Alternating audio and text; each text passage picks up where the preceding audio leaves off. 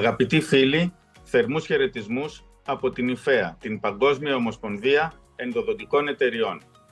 Στις 16 Οκτωβρίου, με πολύ χαρά και περηφάνεια, γιορτάζουμε την Παγκόσμια ημέρα ενδοδοντίας, τιμώντας έτσι τους οδοντιάτρους γενικότερα και τους ενδοδοντολόγους ειδικότερα για τις άοκνες προσπάθειές τους να διατηρήσουν τα φυσικά δόντια του πληθυσμού σε μια υγιή κατάσταση ελεύθερα πόνου και φλεγμονών.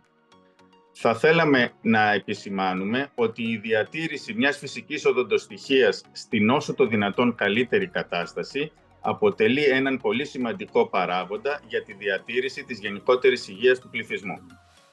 Επί τη ευκαιρία επισημαίνουμε σε όλους την πολύ μεγάλη ανάγκη τακτικού καθαρισμού και ελέγχου του οδοντοστοματολογικού συστήματος στον οδοντίατρό μας, έτσι ώστε να παραμένει η φυσική μας οδοντοστοιχεία σε όσο το δυνατόν καλύτερη κατάσταση, ελεύθερη από πόνους και τραυματισμούς.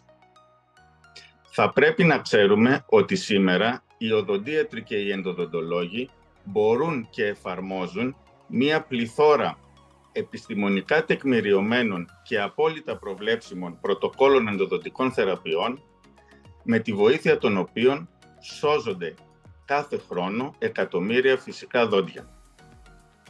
Ευχαριστούμε θερμά λοιπόν τους οδοντιάτρους και τους ενδοδοντολόγους για τη συνέπεια, την προσήλωση και τον επαγγελματισμό με τον οποίο αντιμετωπίζουν τους ασθενείς τους. Να είστε καλά, ευχαριστούμε πολύ και συνεχίστε να χαμογελάτε.